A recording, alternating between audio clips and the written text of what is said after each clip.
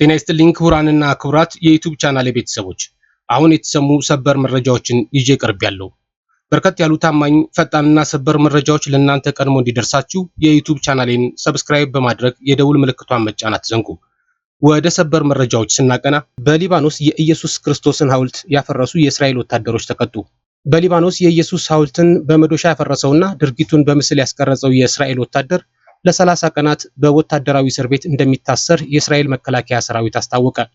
የእስራኤል ጦር ስማቸውን ያልጠቀሰው ሁለት ወታደሮች ላይ ምርመራ ካደረገ በኋላ ከዘመቻ ግዴታቸውን እንደተሰናበቱ ተናግሯል።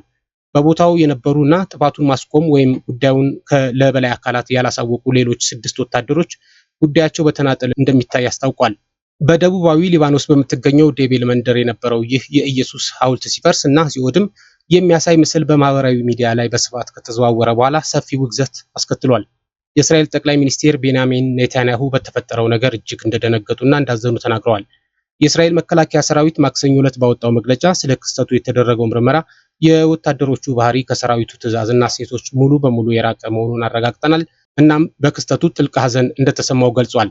በተጨማሪም የመከላከያ ሰራዊቱ አባላት ከጥቂት ጊዜ በፊት ከአካባቢው ማህበረሰብ ጋር ሙሉ በሙሉ በመተባበር የተጎዳውን ሐውልት መተካት እንደጀመሩ ተናግሯል። በሊባኖስ የሚፈጸመው ጥቃት በኢራን በሚደገፈው ሂዝቦላህ እና በሌሎች የሽብር ቡድኖች ላይ ብቻ ያተኮረ እንጂ በሊባኖስ ሰላማዊ ዜጎች ላይ አይደለም ሲል በመግለጫው ላይ አስታውቋል። የአካባቢው ነዋሪዎች እንደተናገሩት ሐውልቱ በዴቤል ዳርቻ በሚገኝ የአንድ ቤተሰብ መኖሪያ ቤት ውጪ የቆመ ነበረ። እስራኤል ከሂዝቦላ ጋር እያደረገች ባለው ጦርነት ወቅት ነዋሪዎች በአካባቢያቸው ውስጥ ከቆዩባቸው ጥቂት መንደሮች አንዱ ነው። የዴቤል ምዕመናን ኃላፊ አባ ፋዲ ፍላይፌል ክስተቱን ተከትሎ መስቀሉን የተቀደሰ ምልክታችንን እና ሁሉንም የሃይማኖት ምልክቶችን ማዋረድን ሙሉ በሙሉ እንቃወማለን፣ ከሰብአዊ መብቶች አዋጅ ጋር የሚቃረን ነው፣ እናም ጨዋነት አያንጸባርቅም ብለዋል። ከዚህ በፊት ተመሳሳይ ክስተቶች መፈጠራቸውን ጨምሮ አስረድተዋል። ድርጊቱን ካወገዙት መካከል አንዱ የሆኑት በእስራኤል የአሜሪካን አምባሳደር ማይክ ሁካቢ ሰኞ ዕለት አጸያፊውን ድርጊት ተከትሎ ፈጣን፣ ከባድና ለሕዝብ የሚገለጽ እርምጃ እንዲወሰድ ጥሪ አቅርበዋል። ኔታንያሁ በበኩላቸው በሊባኖስና በዓለም ዙሪያ ባሉ ክርስቲያኖች ላይ ለደረሰው ጉዳት ማዘናቸውን ገልጸዋል።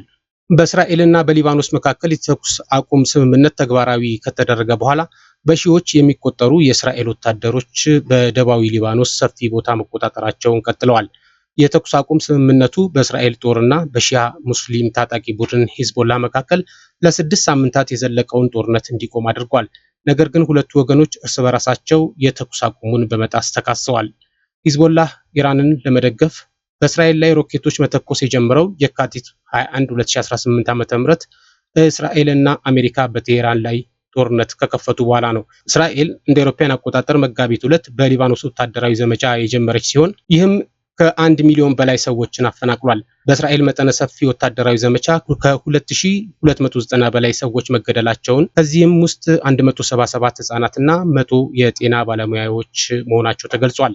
የእስራኤል ባለስልጣናት እንዳሉት በተመሳሳይ ጊዜ በሂዝቦላህ በተፈጸመው ጥቃቶች 13 የእስራኤል ወታደሮችና 2 ሰላማዊ ዜጎች ተገድለዋል።